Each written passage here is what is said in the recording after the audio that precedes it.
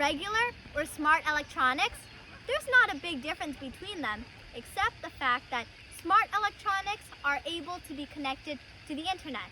But I'm thinking about the packaging information on them.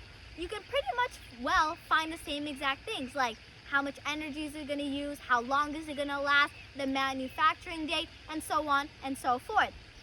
But the thing is that smart electronics come with one additional risk. The risk that they can be hacked, manipulated, traced remotely at any time, which we collectively call cyber threats. And the thing is that the packaging information says nothing about this. So here is where my unique thought comes into play. What if there could be some sort of mechanism that forces these types of companies that manufacture smart electronics, that they have to put on the packaging information that this smart electronic has this much risk of cyber threats?